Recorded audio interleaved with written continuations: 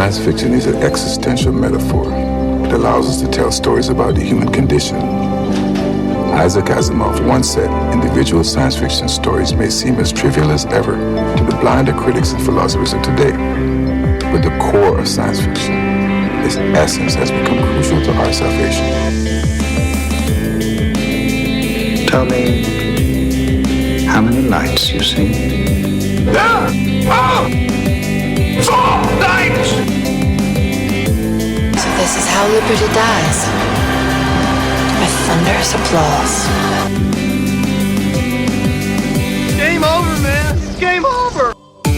Well, I'm Tucker Sagan. I'm sitting here with Anna Ellis, right? Did I say the name right? That's correct. Okay, good, because you never know when you're meeting someone new, and Yeah. it's great to have you at Farpoint 2022. Thank you. It's good to be here. Is this your first Farpoint? This is the first time I've ever had anything to offer for sale. I've attended. Okay, so you're transitioning from Exactly. attendee to participant in some Right. way. So that's kind of cool. Very good. Well, what I want to do is I want to find out a little bit about you as an author. We obviously have a new book coming out, Panacea Genesis, May 3rd, right? Yeah, that's correct. And it'll be available everywhere? Amazon? It should be available from all major retailers. All major Yeah. retailers, so good. So I want to back up there a little bit. This obviously just didn't appear.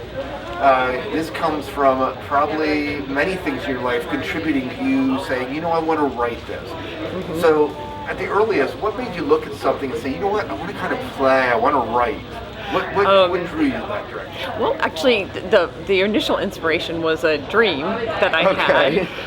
And in this dream, I was visiting a society that had very low levels of technology. Okay. And it was kind of a big deal. It was secluded and isolated, and it was unusual to be visiting it in my dream. And that idea kind of stuck with me, and that's where I came up with this idea of having this group of people that choose to isolate themselves. And they're not completely anti-technology, but they choose to use one that's from an earlier time period. So they decided that, like, when smartphones came around, that technology was just too intrusive. And so they said, okay, we're going to do 2005 because that's right before smartphones come out. And so they've isolated themselves. And then on the other hand, there's this other group of people. Most people who aren't in this isolated area have embedded chips. And so there's this other group of people that live completely online. And they spend all their time in virtual reality. And they maybe even forget, like they live in like pods where their bodies are taken care of, and they may even start to forget that they have like physical bodies, or there's a physical world out there. And it's kind of the interaction between the people that don't live in this isolated area and the people that do, and it's kind of comes from my feeling of technology. I really like it. I want the new technology, but yet I feel like this ambivalence about it, and kind of like, wait, it's too much at times too. So this was your dream?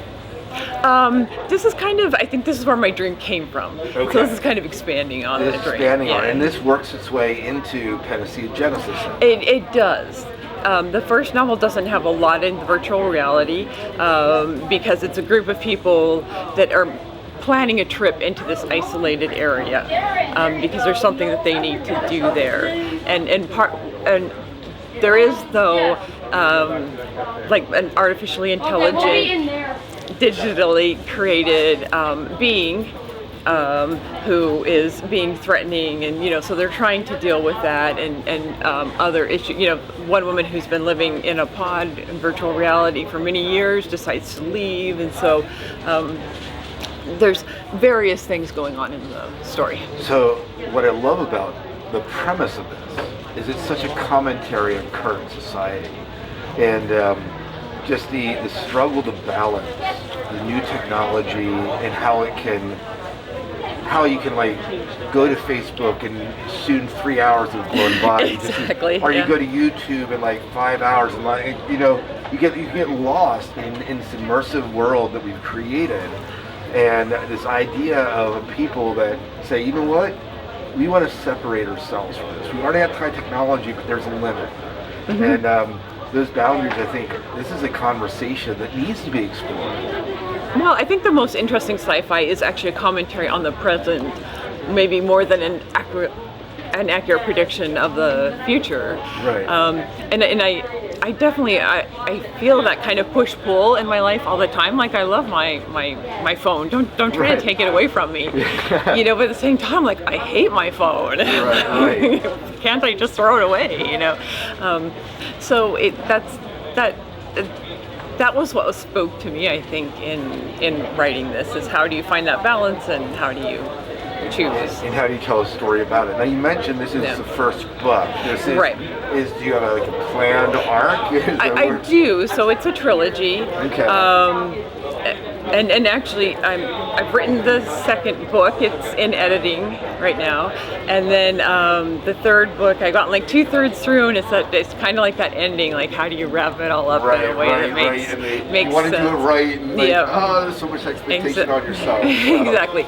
So I have a pretty good idea of the arc of like where I want it to go in the end, but it hasn't actually been written yet, so I can't promise anything. Definitely no spoilers. Right. It's hard to spoil something you haven't figured out yet. No, I got that. Yeah. Very good. So obviously the interplay between these two groups is central to your book, I imagine. Do the groups, and again, maybe this is spoiling and you don't have to answer it, but do the groups have an animosity toward each other, or is there like a tolerance between these two? Those that are immersed and those that are so I think this would not be a spoiler. So, like, for example, the group that's very isolated, the founders of this group 80 years ago, when they created it, they thought that if their kids knew about the technology of the rest of the world, that they would be drawn away from it. So in fact, they lied to the kids and told them that there's like this apocalypse, and so nobody leaves this isolated area. And they have this idea that outside of that area, it's unsafe.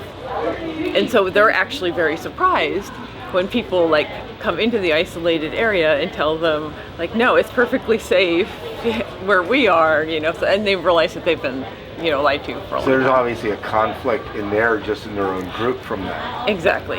It sounds a little bit, and I know the parallels are probably awful, but a little bit about, you know, when you look at like the Amish culture, and the way they kind of said, well, this is as far as we're going, but now it's been intrusive in the way it's infiltrating them. So you see that. Yeah. Not that they've been lying, they've just chosen to kind of remove themselves apart. Yeah, I mean, I think it's kind of difficult to say I'm only going to do X technology and not also do Y and Z. Right. So, yeah. So it sounds like a fascinating premise. So tell us the name Panacea. What made you title it Panacea Genesis? Well, so Genesis obviously beginning. It's the beginning, yeah. So I've been working on this for a while, and I came up with the name many years ago, and honestly, I don't remember the inspiration. There was some discussion with my family members of like, well, does the name make sense? And I decided it did because, you know, panacea is a cure-all. And I think we see technology often as a cure-all. Right. And so in that way, I was like, yeah, I think it makes sense. And then we wanted a 2-word title because books 2 and 3 also are like, it's like they're like panacea something. Whatever. Yeah. And my cover designer was actually like, hey, it's the first book, Panacea Genesis. You know, it sounds kind of neat. And I'm like, oh yeah, let's go for it. Let's go for it. Yeah. Good. So there's a partnership there. So I love this discussion, and we're looking forward to seeing this come out here in the future. Again, May 3rd, and we said on many different sites. Do you yourself have your own site or place you would direct people to find out about you as an author, about the books you're coming out? There will be some information on Fireforged Books sites. So it's an independent press that we created to publish this. Yeah. Okay. And so there'll be information on the books and on me on the website. So is it fireforgepress.com? Fireforgebooks.com. Fireforgebooks.com. Yeah. Good. Well, we're looking forward to seeing it come out, and thank you so much for chatting with us on the Sci-Fi Diner. So